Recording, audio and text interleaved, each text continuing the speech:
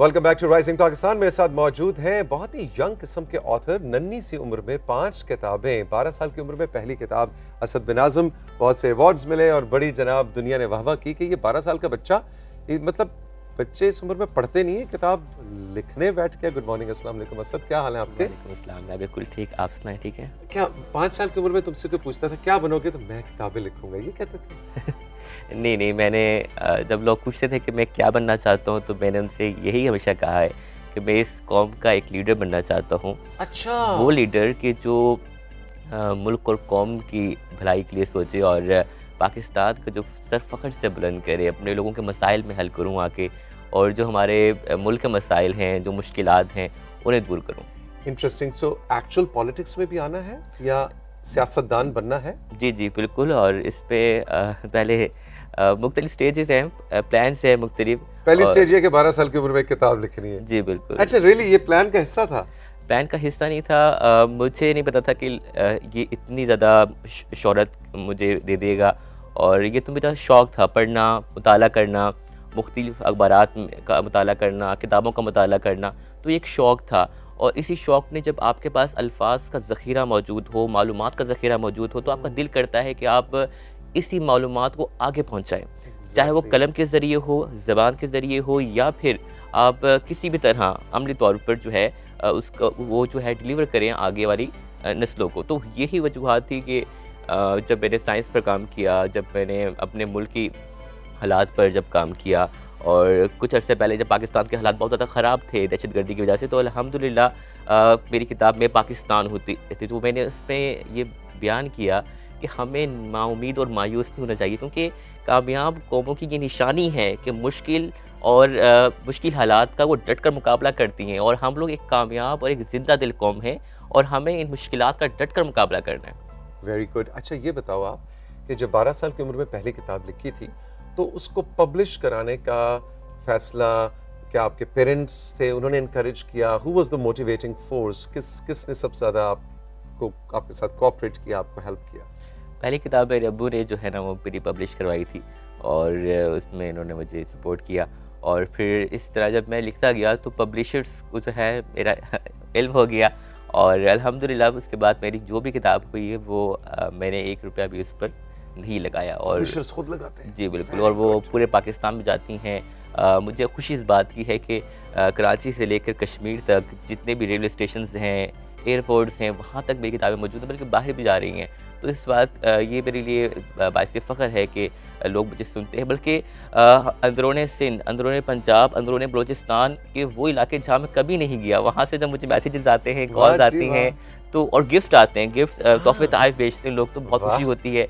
और अच्छे लेवल के लोग, जब किताबें पढ़ने वाले बड़े मैच्योर लोग होते हैं, जब उनकी तरफ से आती है, तो मुझे बड़ी खुशी होती है कि हमारे वो अज़ला जहाँ पर शायद कोई लाइब्रेरी भी ना हो, वहाँ पर जो है किताबें पढ़ी जा रही हैं और मुझे पसंद किया जा रहा है। अच्छा असद, अब ज़रा आपकी जो 5 किताबें हैं, उन पाँचों के नाम और वो किस उम्र में, आपकी उम्र उस वक्त क्या थी, वो पब्लिश हुई? सबसे पहले 12 साल की उम्र में। 12 साल की उम्र में पाकिस्तान हूँ। ये पाकिस्तान अपनी आबिदी से रहा है कि मैं कैसे बना, मेरे लिए कितनी कुर्बानियाँ दी गई, और आज मुझे पाकिस्तान के नौजवानों से क्या उम्मीदें वाबस्ता हैं। ये वो किताब है।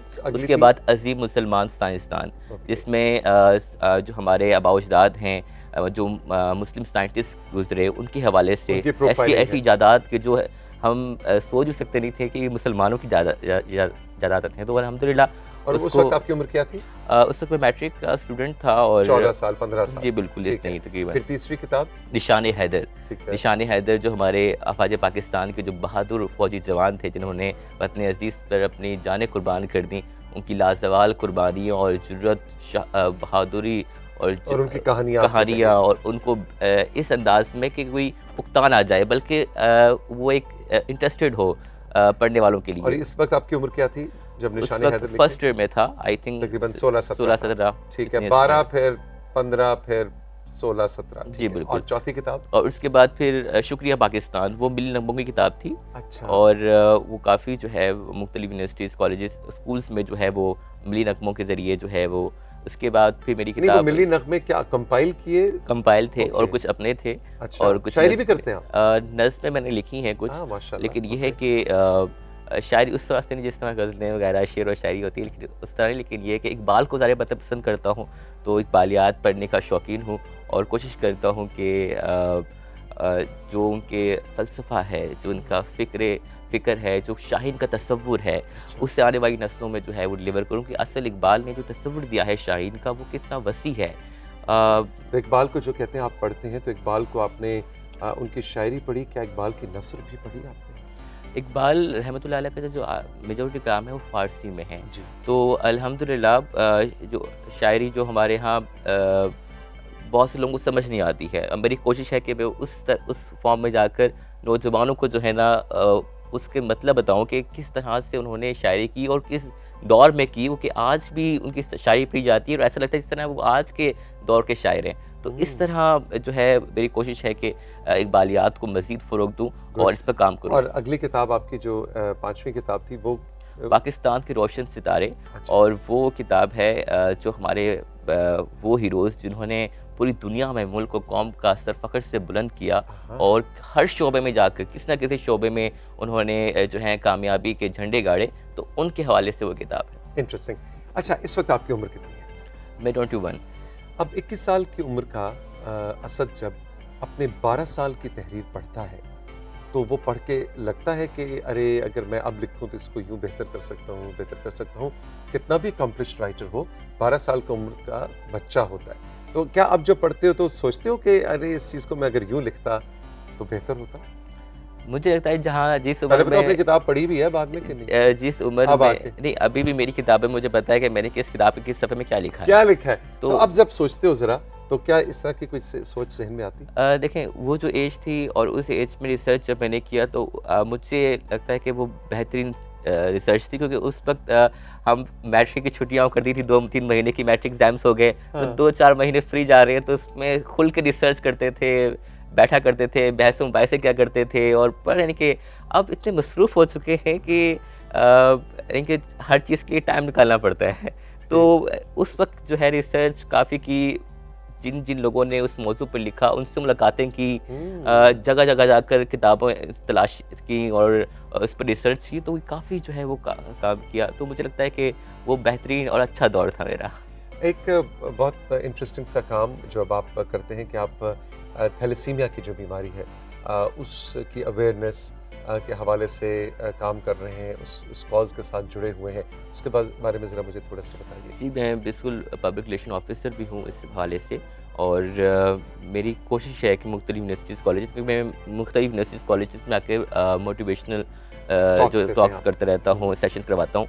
तो उसमें ये है कि थैलेसीमिया के हवाले से कि आपके खून के चंद कतरों से किसी मासूम चेहरे पर मुस्कुराहट बिखरी जा सकती है, किसी को ज़िंदगी मिल सकती है, किसी को ज़िंदगी जीने की हिम्मत और ताकत मिलती है। तो मैं समझता हूँ इससे बड़ा सदका जारिया कोई नहीं है कि वो कुरान मजीद में अल्लाह ताला फरमाते हैं कि इसने किसी एक इंसान की जान बचाई, गोया उसने तमाम इंसानियत को बचाया।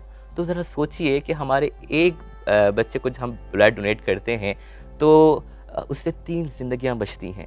ज़रा सोचिए, एक इंसान को बचाना तो तमाम इंसानियत को बचाने के बराबर है। तो मैं ये ज़रूर आज के प्रोग्राम में पैगाम देना चाहूँगा अपने नौजवानों को कि अपने खून का अतिया दें। डॉक्टर का कहना है कि आप हर 3 माह बाद दे सकते हैं, और ये एक सेहतमंद जो है ज़िंदगी एक्टिविटी है, बिल्कुल, बिल्कुल। निशानी है। और आप अच्छा, देने से जो आप डोनेट करते हैं तो आप मज़ीद ताकत और तवन्ना होते हैं, आपकी सेहत में मज़ीद निखार आता है। फ्रेश आपका ब्लड बनता है। बिल्कुल, और नया ब्लड बनता है और आप हेल्दी अपने आप को फ़ील करते हैं, और जिनको मिल रहा है उनके लिए ज़िंदगी है, और उनके तो ये लिए जो थैलेसीमिया के पेशेंट्स हैं, इनको तो रेगुलरली, कुछ को तो मैंने बिल्कुल सुना है मंथली, इवन हर वीकली 15 दिन बेसिस, बाद हर 15 दिन हर बाद 15 दिन बाद हर ब्लड 15 होता है। दिन बाद उनको ब्लड चाहिए होता है। उमूमन मैंने देखा है कि अभी आप कोई एक, अभी यहाँ पे मैं शो के अंदर कोई अनाउंस करूँ ना, खुदा न खास्ता किसी भी शहर का नाम लेके, किसी उस शहर में कोई एक्सीडेंट हुआ है और वहाँ के डिस्ट्रिक्ट अस्पताल में, किसी अस्पताल में इस वक्त ब्लड की ज़रूरत है। बिल्कुल। आप यकीन करें, हमारे यूथ माशाल्लाह भागेंगे और जाके कहेंगे हाँ जी हम ब्लड देना चाहते हैं। तो बिल्कुल। ऐसे मौके के ऊपर कोई नेशनल कैलेमिटी आ जाए, ज़लज़ला आया, तो लोगों को मना करना पड़ा कि अरे भाई और ब्लड नहीं चाहिए।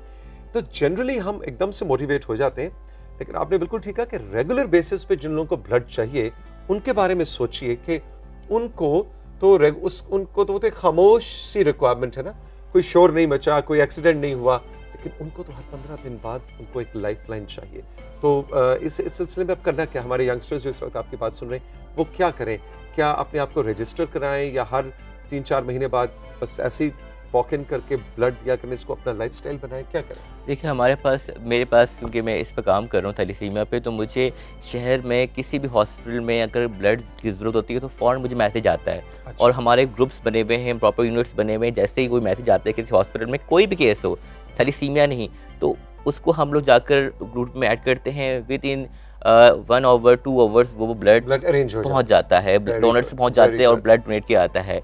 तो ये है कि और यकीन जानिए सर कि हमारे पास जो थैलेसीमिया के बच्चे आते हैं तो वो इतने उनके हालात ऐसे होते हैं कि वो हमारे पास आ जाएं, यही बड़ी बात है।